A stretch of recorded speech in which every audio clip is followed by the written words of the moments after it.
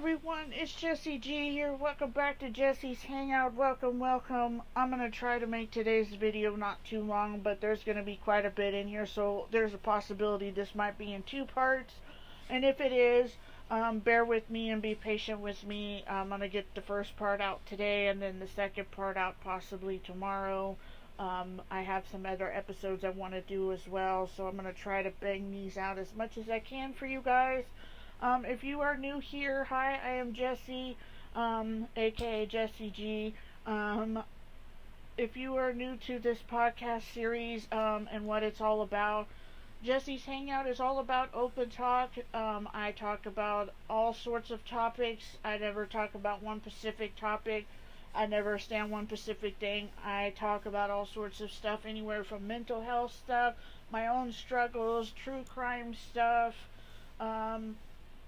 life stuff, paranormal, fun videos, YouTube, stuff about YouTube and the social media spectrum and everything.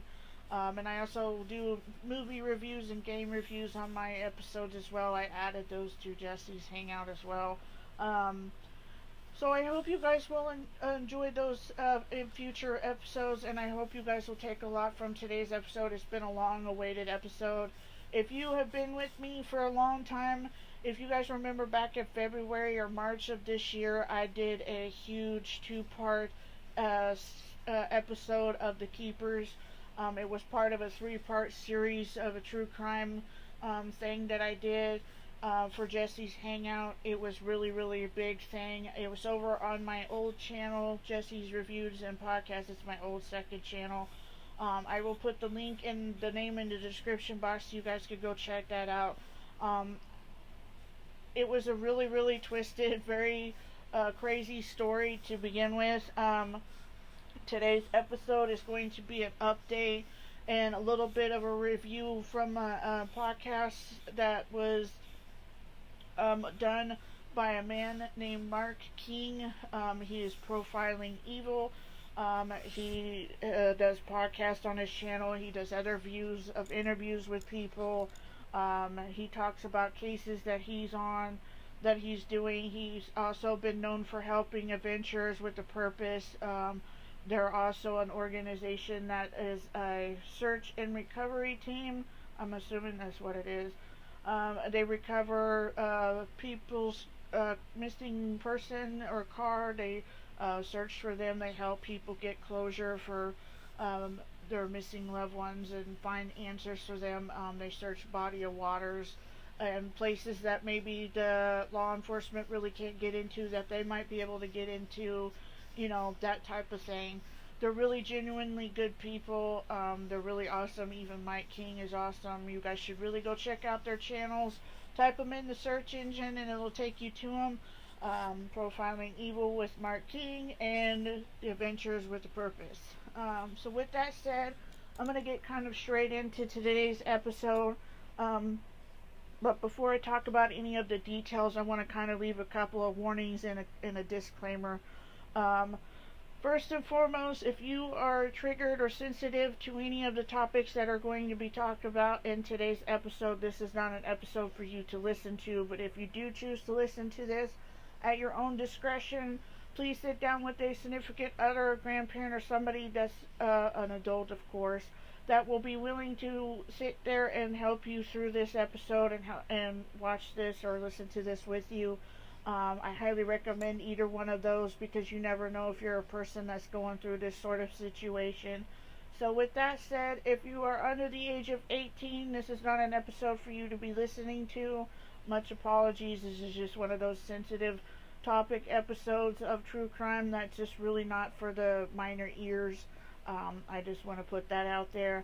Also, a disclaimer, all the information and all of the stuff that I have researched for today's episode is strictly to talk about my own opinion, to talk about some of the stuff that was interviewed with Gemma Hawkins in his episode 14 of his podcast series.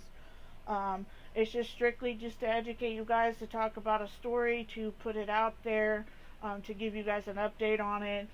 It's in no way, shape, or form in any way trying to violate any of the copyright laws that are put for YouTube In no way, shape, or form am I doing that whatsoever.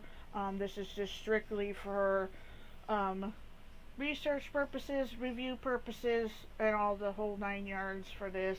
So, without further ado, let's get into today's episode. As you guys know, when I did the first 2 episodes, I just basically talked about the 7-part docu-series, and I kind of told the story, and I kind of gave my ins and outs and opinions of the story and of the whole case itself. When Mike King sat down with Gemma Hawkins, it was really cool to see her again. It was really nice. She shedded a lot of light on the case and on the situation. She kind of just brought a lot of things to the surface that made this case seem a little bit more sense than what it was 4 years ago when they aired this back in 2017. Um, it was really a mind-boggling story. It was disturbing on a lot of levels. Make no mistake in that. But it was really messed up in some ways because there was a lot of things that happened that should never happen. No way, shape, or form. No matter what, it shouldn't have happened, but it did.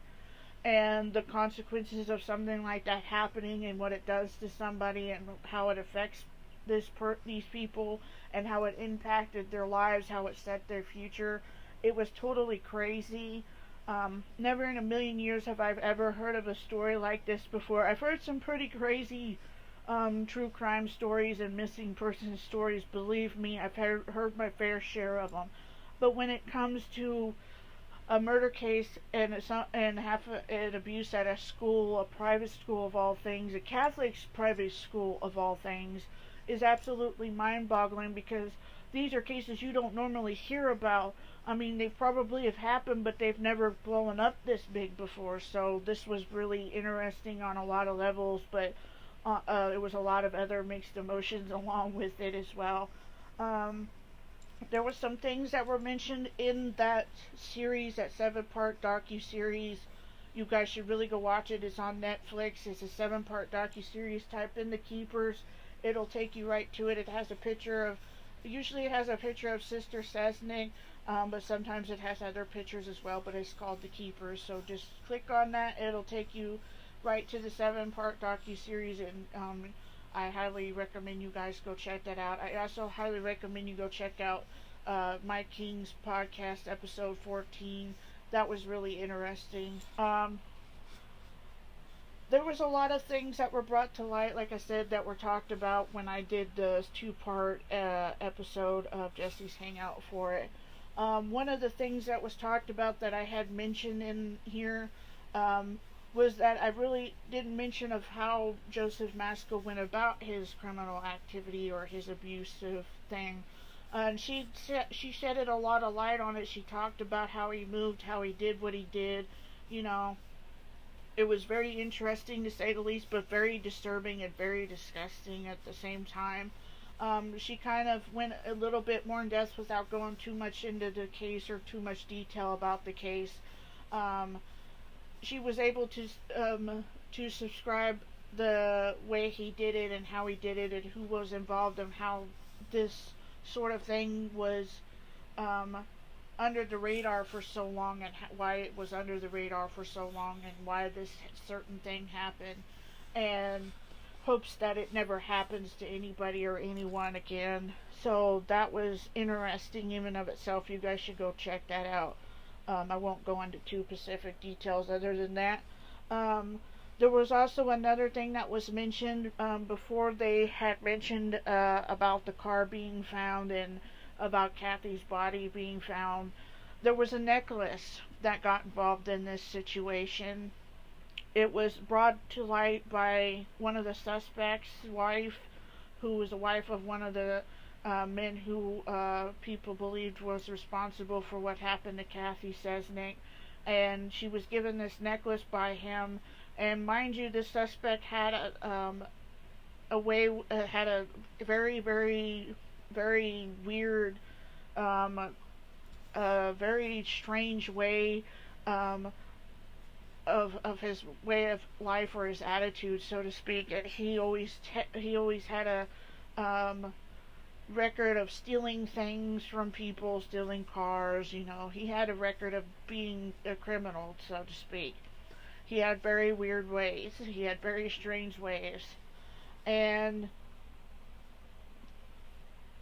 she kind of went through a whole story of how she thought he was involved with it and all that stuff. And then the necklace that was given to her, she thought it was a little strange and a little weird. She felt like it wasn't made for her. She felt like it was made for somebody else. So she gave it to her niece. And, sorry, it itch.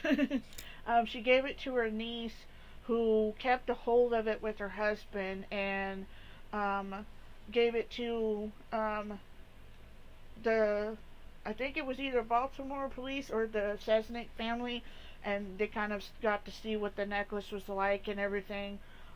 They thought for a moment that it might have been the present that was supposed to be given to Marilyn for her engagement present, because at the time that Kathy went missing, Marilyn was engaged to her husband, who she's still married to now, Bob.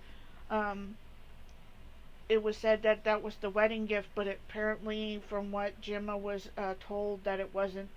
That necklace didn't have anything to do with it, other than the fact that it was a very cheap necklace. It was around $10 to $15 back in the 60s. It was made by certain parts. It was just kind of thrown together by a jewelry maker, and it was just not necessarily poorly done. It was just it looked cheap, but on a teacher's salary back then, that was a lot of money. But now it's not really that much to us. It was said that the trinket, the necklace, was supposedly stolen from somebody and happened to have been in his possession, and he happened to have given it to his wife, and it was just a really strange situation she was in. It was one of his many awkward behaviors that he had, one of his very creepy behaviors that he had. He was known for a lot of things apart from thieving. So that necklace just became irrelevant to the case, sadly. Basically, the night that Kathy left, this was also was told that she went to the Edmondson shopping village, and from what it was said, that she did all of her stuff there, but that wasn't true. Her carriage house apartments was located in Catonsville, Pennsylvania. She drove to the bank that was there, cashed her check, got back into her car, and then went straight to the Hangs, or I think it's the Hangs shopping center. It was a shopping center that was across from the Edmondson shopping village. It had, when you walked in, there was a bakery there, and she got her baked dinner rolls, and then she saw about a wedding registry. She saw about the wedding registry, which I'm assuming that was the gift that she wanted to buy for, or to get for her sister for her engagement, was the wedding registry. Basically, a wedding registry, you guys know what that is.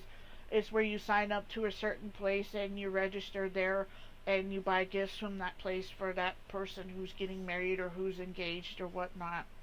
And that's what she saw about, and then came out of the building.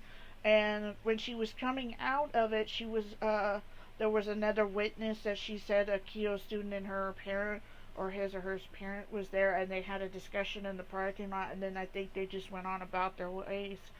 And then there was also an airline stewardess who was carrying bags of groceries in and out of the store, who happened to see Kathy sitting in her car. She said it was almost like she was waiting for somebody. We're not really sure exactly what it was. And then there was also some witnesses that weren't really questioned at the time that she came back around 8:30, is supposedly what they had thought that she came around home by, that they saw her parked in the carriage house apartments parking lot. And we don't really know exactly if she was abducted at the shopping center itself, or she was abducted in her parking lot. We're not really sure exactly. what went down on that. They did take the route themselves. They did go through it, and they did kind of did their own investigation into it. She kind of goes into somewhat of a detail about that. And then there was also people who witnessed the car being where it was at, but they were never questioned. Nobody was questioned about the car being seen there and being seen in the parking lot. There was a lot of things, a lot of people that were questioned that should have been questioned about it. That was one of the other new things that was brought to light. And even the hunter that found Kathy's body, 2 or 3 months later, 2.5 months later, wasn't even questioned about how he found the body, and he had a story to tell too, and nobody questioned him. And she had found the hunter. She talked to the hunter about it, and he said that's when he told her he had a story to tell, but he was never questioned about it.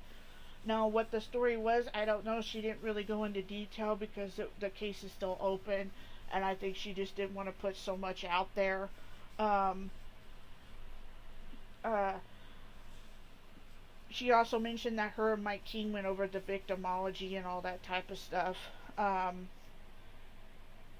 the other thing that was also mentioned in this was not only was there certain people not questioned, and then there was also certain people that weren't questioned about the car situation, and then the two uh, witnesses, and then the necklace situation. There was also one other situation that was brought to light that had a lot of red flags, is when Gemma had mentioned that the car wasn't properly dealt with the right way.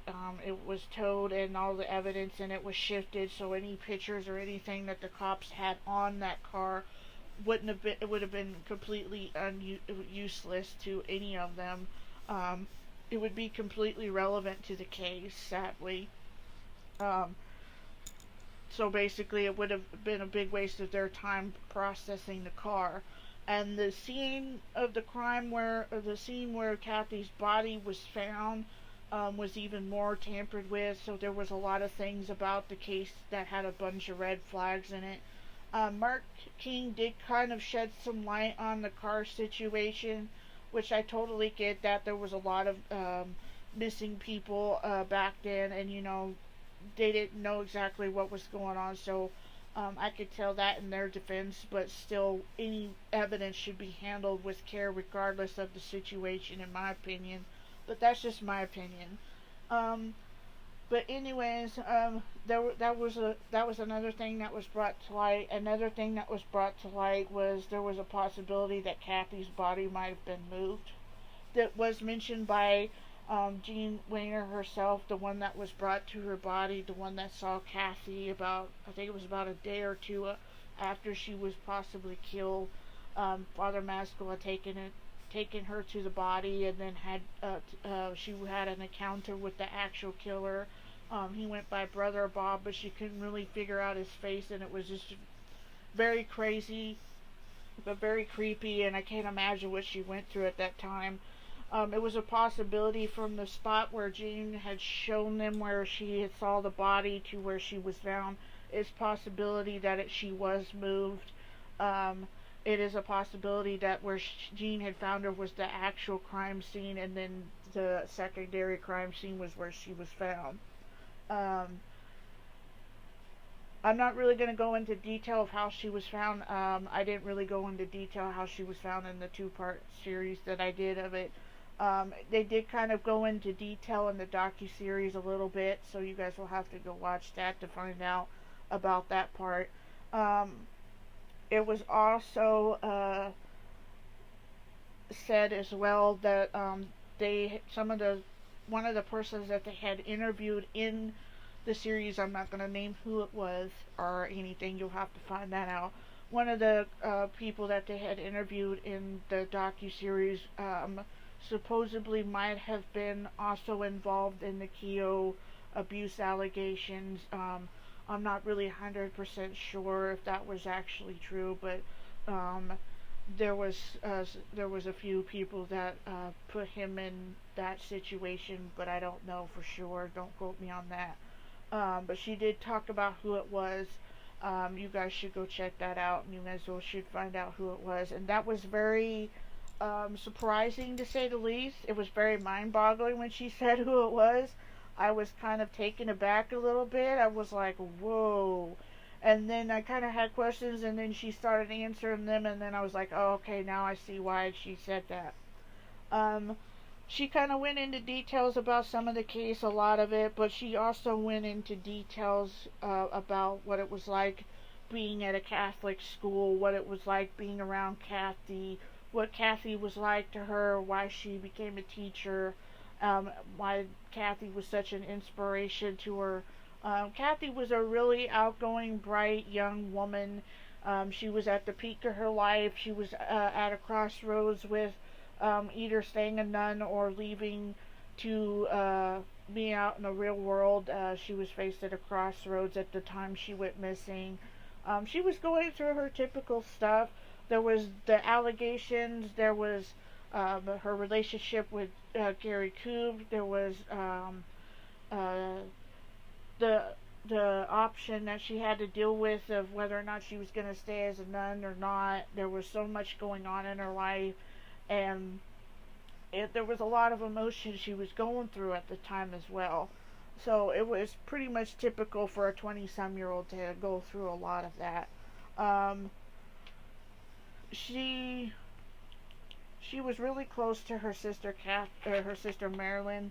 Um, they were like two peas in a pod, and she described how Kathy was. Um, she also touched on the fact that Kathy was never mean. She always said what she was gonna do. She also talked about Jean's feelings towards Kathy not being there when she went back to that school in the fall, and just kind of touched on that. But also kind of touched on the other survivors that she had talked to, and then had found out that some of the survivors to the abuse weren't around anymore because they ended up being so I don't know if I should say subjected or whatever, but they ended up having substance abuse problems. Some of them had mental health issues. Some of them had depression and anxiety. Some of them ended up taking their own lives because of it, and it was just a really sad, very heartbreaking situation, to say the least.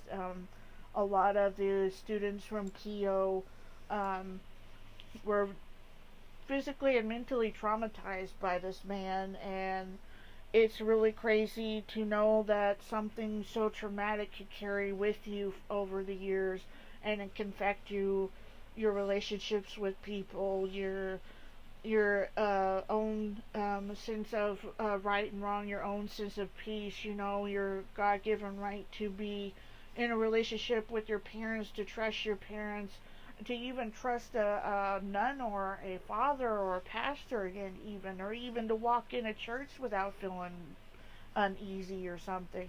So it was just a really sad situation. All in all, from the whole episode, it was a really good episode. It was a long episode, but like I said, Gemma Hawkins shedded a whole lot of light on the situation.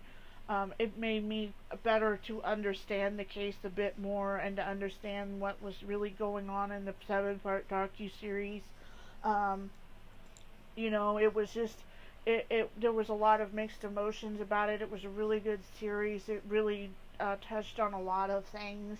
It really made you start seeing things a bit more, not just so much with the cloth situation, but with the law. It just kind of gives you more of an insight as to what kind of happens when situations like this happen. And it was really crazy, and it was, like I said, it was heartbreaking, and some of it was really messed up and very twisted, to say the least. But all in all, it was a good episode. It was nice seeing her. It was nice being able to hear her point of view and what it was like for her, and how she saw Kathy. And it was really heartwarming, and very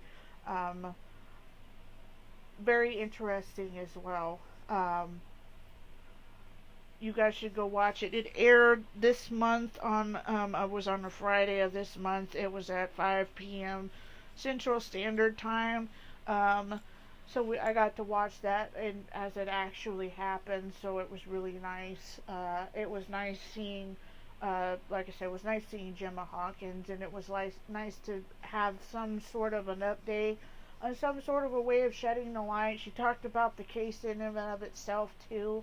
So you guys should really go check out Profiling Evil with Mike King. You should check out his episode 14. It's really interesting, to say the least. Um, you should also go check out Adventures with the Purpose. They have a couple of videos up of them doing their search and recovery, and also um, recovering cars for people who have lost cars in the river or something, or have had an accident or something, and them cleaning up the water system and all that type of stuff. So you guys should really go check them out. I hope you guys got a lot from today's episode, but before I end it, I want to end it with this. If you know anybody who is going through any type of abuse, um, or if you're going through any type of abuse yourself, please get help. Go to your law enforcement, speak up about it. I know that's easier said than done. There's a lot of factors in it, but do what's best for you to help yourself get out of that situation. And also, if you know anybody who has or is contemplating suicide or has thoughts of suicide at all, call your national hotline, get yourself some help. They are open 24/7.